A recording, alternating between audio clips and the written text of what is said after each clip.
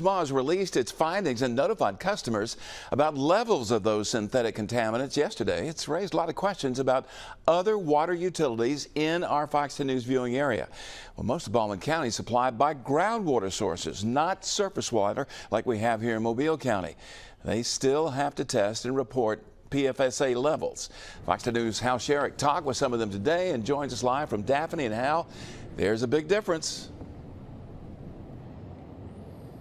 That's my understanding, because cities like Fairhope, Daphne, Loxley, they all use wells. They may not have to report for a few years.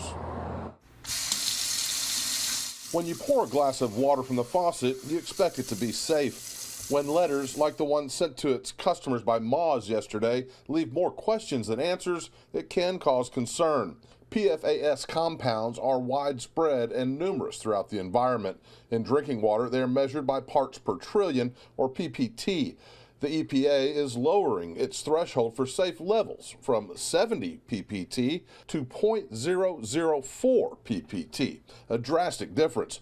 Those utilities serving more than 3,000 customers will be required to test and report more often and notify customers of higher than acceptable levels. We've done some research because obviously we know that we're going to need to, monitor these things more stringent than we are now. But we've been looking for labs, and you can't even find a lab a lab nearby that's going to be able to test for what they're asking you to test for. It's important to note that Fairhope's water, as well as all other providers in Baldwin County, fall within the current safe drinking guidelines for PFAS contaminants.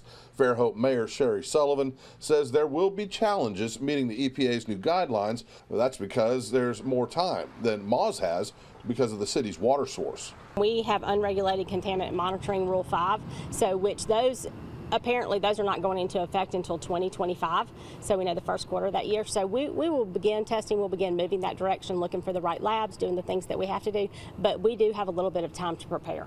Fairhope's neighbors to the north will also wait and see what EPA and ADEM will recommend for future treatment and compliance. Daphne Utilities General Manager Scott Polk says right now the drinking water shows no measurable levels of PFAS contaminants, but the utility is keeping close tabs on what the future regulations will require.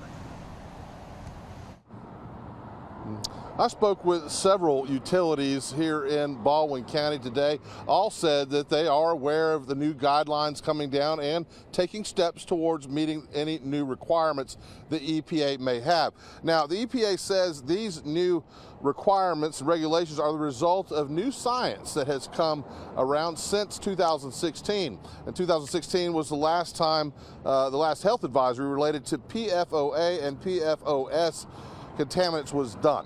Reporting live in Baldwin County, Hal Sherrick, Fox 10 News.